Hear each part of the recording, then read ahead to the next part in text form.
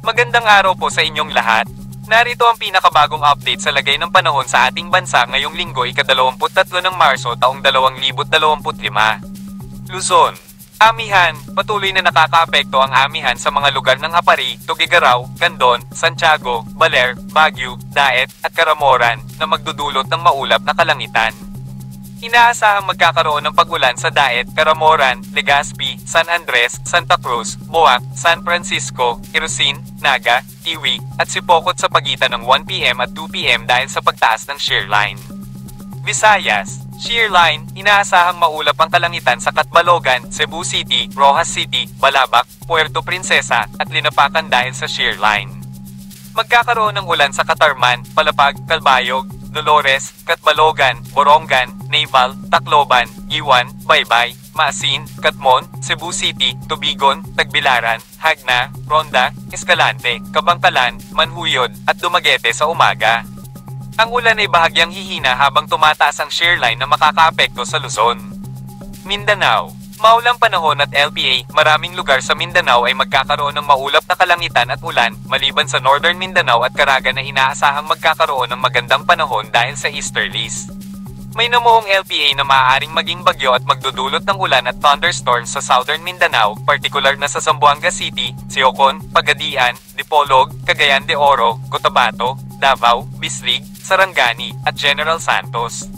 Mag-ingat sa posibleng pagbaha at pagguho ng lupa. Karagatan. Wala pong nakataas na gale warning sa ating mga baybayin, ngunit iba yung pag-iingat pa rin po ang ating kailangan. Pagsikat ng araw, 5:58 AM. Mahalagang paalala, ang ulat na ito ay batay sa kasalukuyang lagay ng panahon at maaaring magbago anumang oras. Para sa mga pinakabagong update, mangyaring mag-subscribe sa aming YouTube channel. Laging maging handa at magdala ng payong sa mga biglaang pag-ulan. Dumako naman tayo sa ating partner para sa mga karagdagang impormasyon sa loob ng ating bansa. At para naman sa ating 3-day weather outlook sa mga piling lugar ng ating bansa, inasahan natin ang patuloy na paghina ng amihan hanggang early next week. So, by Monday, ay easterlies yung prevailing weather system natin.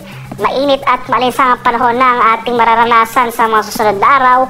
At hindi na natin inaasahan yung epekto ng amihan sa anumang bahagi ng ating bansa. At dahil umatras sa amihan, muli tataas rin yung tsansa ng ating thunderstorm activity. So mas madalas na yung mga pag-ulan sa hapon hanggang sa gabi dito sa malaking bahagi ng Luzon. For Metro Manila, Baguio City, and Legazpi City. Sa area naman ng Visayas, so sa mga syudad ng Metro Cebu, Iloilo City at Tacloban City, easterlies rin o yung mainit na hangin galing sa Pacific Ocean ang ating prevailing weather system next week. So magpapatuloy rin itong mainit at malinsang panahon sa malaking bahagi ng Visayas. Pagdala pa rin tayo ng pananggalang sa ulan dahil nandiyan pa rin yung mga tsansa ng thunderstorm sa hapon hanggang sa gabi.